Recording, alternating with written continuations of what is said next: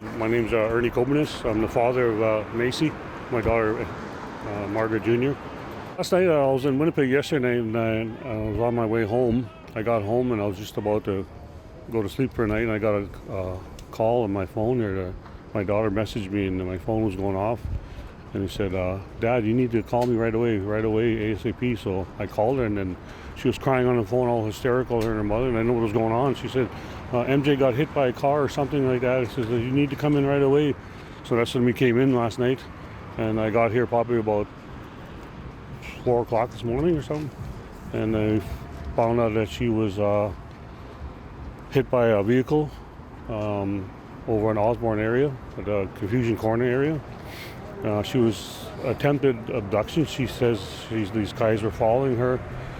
And when they pulled out, she pulled on the road, the car came up and then knocked her down and they backed up again and they drove over top of her again, Because she made eye contact with them, So that's how she knew right away.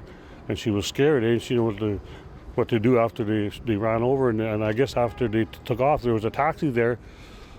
She said the taxi wouldn't do nothing. He just kind of looked at her, try to make it look like he was concerned, but he took off too right after that van.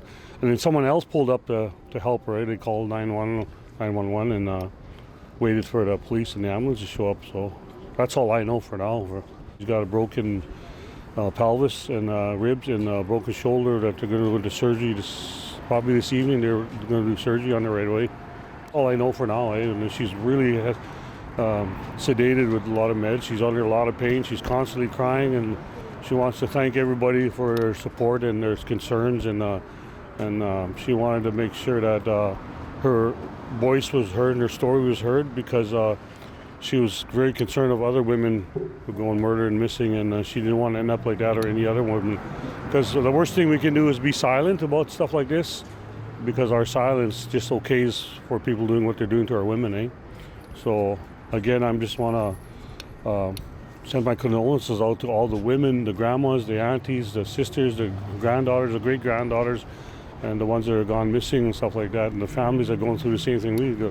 Now I understand how they feel. We always talk about, feeling and supporting other families until it happens to you. It's a different story. What can you tell us about who your daughter is as a person, as a human being? Would you mind just describing us so the public knows more about her and who she is? She's my youngest one. She's always been my little girl, She's got 2 little girls that are home right now. They don't know what's going on. They haven't seen their mother. Now she's a victim of it, so it's hard to see my little girl laying there like that in pain and crying. And what do you know about the police investigations? Well, I guess the police came by and they didn't really say much. They said they're going to look into it and see if they can see anything on camera. And they just gave her a incident number, a card, and they just walked out and left. So she did have little faith in the police system for any justice. I mean, our people have always been and felt that way, that our women and our people don't mean anything to the justice system or court system, So I think that's why a lot of people think they can get away with what they're doing with our women. My name is Carrie. I'm the sister of Macy. My mom was running around the house. I couldn't make sense of what she was trying to say because she went into shock, right? Hearing the police and ambulance saying that she's been hit and everything like that. And we don't know if she's stable or anything. So I'm waking up and I'm, Mom, what's wrong? What's wrong? And she's running away from me in the house and panicking. And she finally said, your sister's in the hospital. Did someone hit her? Or I couldn't make sense of it. I was just like, what?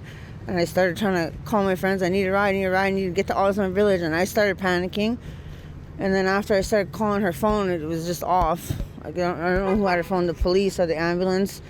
After that, I came here in the emergency and I seen how she was in the bed. And I kind of just thinking that, because there's so many missing and murdered Indigenous women, and it just came really hit close home to me because I never thought my little sister or anybody of my family members to get hurt like that. We're talking about somebody abducting my sister, kidnapping her. Maybe she was going to be the next Indigenous girl in the landfill. That's why it's so hard, so good for my people to keep protesting to get those landfills looked at. And that's just the reality of it. My sister's in that hospital right now. I'm Margaret. That's my daughter, Margaret Jr.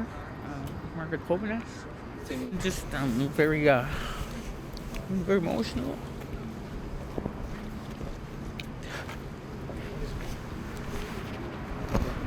It's my baby, and this happens too much in this city. Too much. And to see my baby laying up there suffer, she would never probably came home. And I'm so sick and tired of the treatment we get here as Indigenous people because it's been going on for so long, too long. And they expect us to walk away from this. I'll never walk away from this. And if nobody wants to help us, we'll do it ourselves.